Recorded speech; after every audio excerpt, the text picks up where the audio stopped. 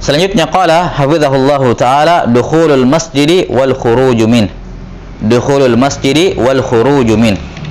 Masuk masjid dan keluar dari masjid. Ada zikir yang dibaca untuk keluar masuk masjid. Nah, sebelumnya ketika seorang mendengarkan azan di rumahnya, maka tentunya ya dia butuh keluar. Sebelum masuk masjid ya dia butuh keluar dari rumahnya. Maka dianjurkan bagi seorang untuk mengucapkan zikir ketika keluar dari rumah. Ya. Diriwayatkan oleh Abu Dawud, Tirmidzi dan An-Nasai dari Anas bin Malik radhiyallahu taala an, zikir keluar rumah ya, bismillahi tawakkaltu 'ala Allah wala haula wala quwata illa billah. Bismillahi tawakkaltu 'ala Allah wala haula wala quwata illa billah. Siapa yang membaca ini, maka dikatakan kepadanya hudita wa kufita wa wuqita ya wa tanaha anhu syaitan. Siapa yang mengucapkan kalimat ini ketika keluar dari rumahnya, dikatakan engkau telah mendapatkan hidayah, wa wuqita, engkau telah diberikan perlindungan, ya, wa tanaha anhu syaitan, dan setan menjauh dari dirinya. Dan di masa-masa pandemi seperti ini ya, selayaknya seorang ketika keluar membaca zikir seperti ini sebagai bentuk perlindungan, ya. Bismillahi tawakkaltu 'ala Allah wala haula wala quwata illa billah. Baik. Kemudian di sini beliau membawakan satu riwayat saja. Qala an-nabiy sallallahu alaihi wasallam, "Idza dakhala ahadukumul masjida falyaqul Allahumma iftah li abwaaba rahmatik, wa idza kharaja falyaqul Allahumma inni as'aluka min fadlik." Kalau salah seorang di antara kalian dakhala, yang dimaksud dengan dakhala di sini adalah idza arada dukhul, mau masuk. Jadi belum melangkahkan kakinya masuk ke masjid, baru mau melangkahkan kakinya masuk masjid. Jadi bukan masuk masjid baru dibaca, bukan juga satu kaki yang sudah masuk baru dibaca, tapi sebelum masuk kakinya, ya, tubuhnya, maka dia baca zikir ini. Falyaqul Allahumma iftahli abwaaba rahmatik. Ya Allah, bukakanlah untukku pintu-pintu rahmatmu. Nah, wa idza kharaja, yakni kalau dia mau keluar, yani sebelum dia keluar, ya, sudah berjalan ke pintu, sebelum dia keluar dari pintu, falyaqul Allahumma inni as'aluka min fadlik. Ya Allah, aku mohon fadilah, keutamaan darimu. Fadilah atau keutamaan darimu. Baik. Ini zikir berkenaan dengan masuk dan keluar masjid.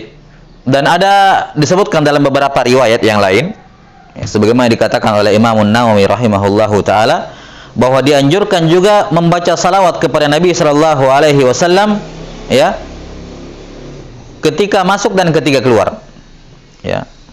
Yani dia baca salawat dulu di depan. Allahumma sholli ala Muhammad, kemudian Allahumma iftah li abwaaba rahmatik kalau mau masuk.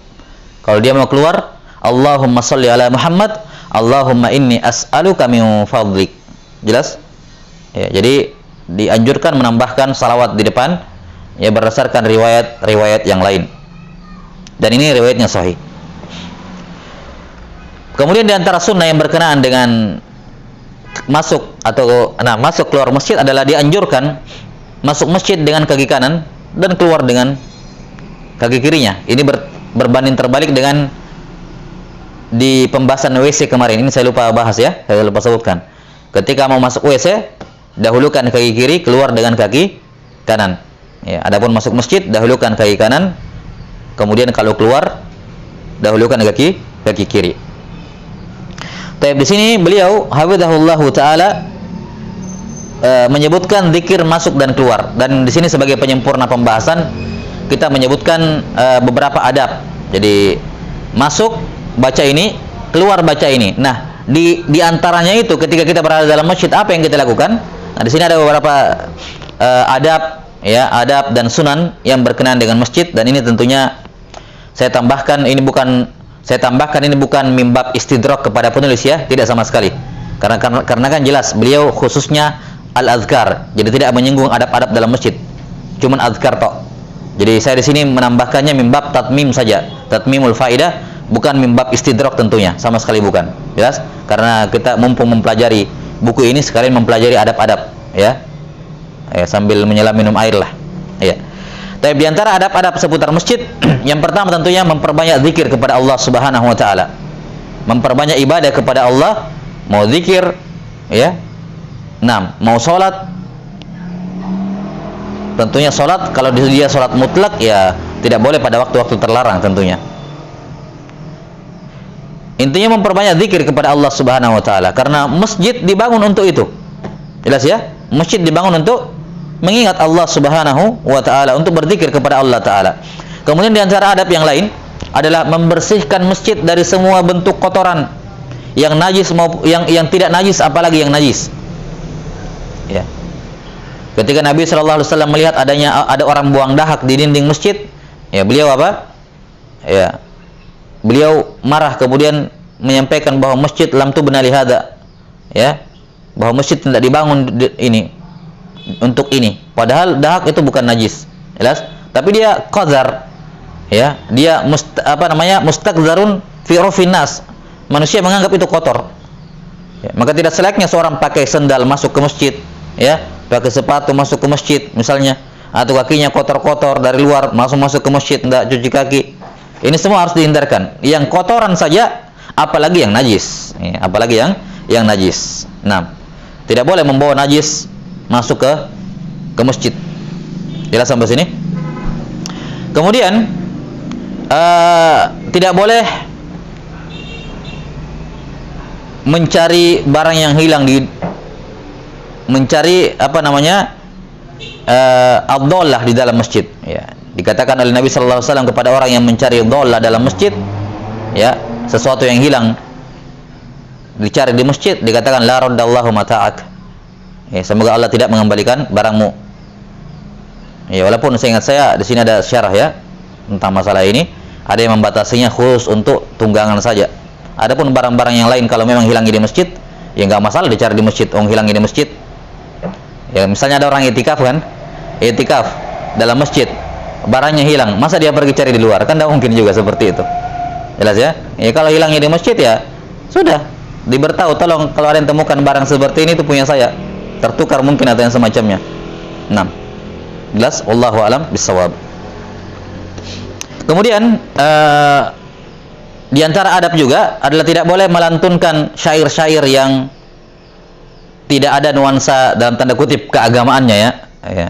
Artinya syair-syair yang mubah dan semacamnya ini tidak dianjurkan, ya. Dibenci dilakukan dalam masjid, makruh. Ya. Adapun syair-syair yang berisi tentang agama, ilmu, ya. Nah, maka ini jelas hal ini dibolehkan, dan para ulama dari zaman dahulu senantiasa membaca manzumat, nazam dalam ilmu agama di dalam masjid. Baik, kemudian juga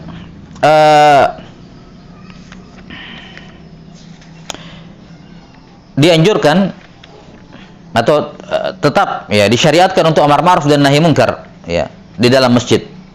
Ketika melihat pelanggaran dalam masjid, maka pengingkaran harus lebih dibandingkan di luar, maksudnya. Tetap amar ma'ruf dan nahi munkar dijalankan di masjid. Nabi sallallahu alaihi wasallam ketika melihat Arabi kencing, sahabat sudah siap-siap amar ma'ruf nahi munkar, namun bukan masalah itunya, bisa menimbulkan mudarat yang lebih besar. Setelah itu baru diingatkan oleh Nabi sallallahu alaihi wasallam, menunjukkan amar ma'ruf dan nahi munkar disyariatkan tetap di dalam masjid. Ya, kemudian dilarang jual beli dalam masjid. Dilarang jual beli dalam masjid. 6. Walaupun jual belinya syah, tapi dia berdosa. Walaupun jual belinya syah, tapi dia berdosa. 6. Kemudian dianjurkan juga seorang yang ingin duduk dalam masjid, tentunya disunnahkan tahiyatul masjid. Disunnahkan untuk tahiyatul masjid, dan tahiyatul masjid hukumnya sunnah.